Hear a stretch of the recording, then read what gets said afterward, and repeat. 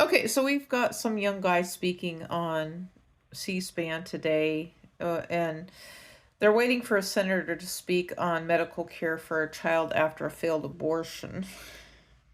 That's something else I'm going to talk about related to my baby that died. But this guy, he says, oh, just see it in two different ways. We see it as a Democrat, we see it as a Republican.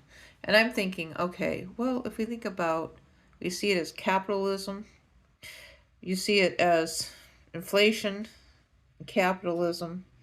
You see it as someone who has a home to live in. You see it as someone who has a job. They have a job, and and then they get a home to live in.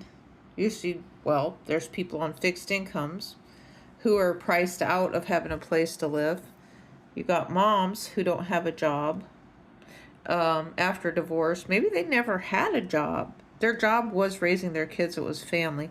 But realistically, there is not enough jobs in the United States of America for someone to be on the payroll of someone else. There's just not enough jobs in the United States. So people who have jobs, and primarily it is men who have been raised up to go get a job, to go out of the house to go get a job. And so then this means that men are being used to price the rest of America out of,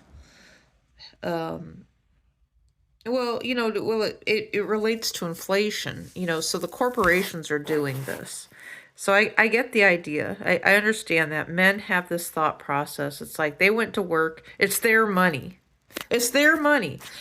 So this begs for the question again, because my first husband was always telling me that it's his money. My second husband said the same thing. It's his money.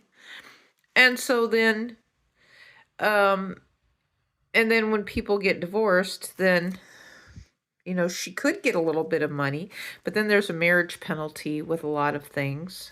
Marriage penalty, and then there's an IRS penalty, and then you've got to come up with money that you don't have for filing your taxes. And it's just, as time is passing with capitalism, things are getting more and more and more expensive. And so when does this end? Because it's just a snowball of, well, what is a job? There's jobs that are unpaid, and there's jobs that are paid. But why place a value on human beings, placing them as a commodity, to work for the establishment, for the matrix, for the machine?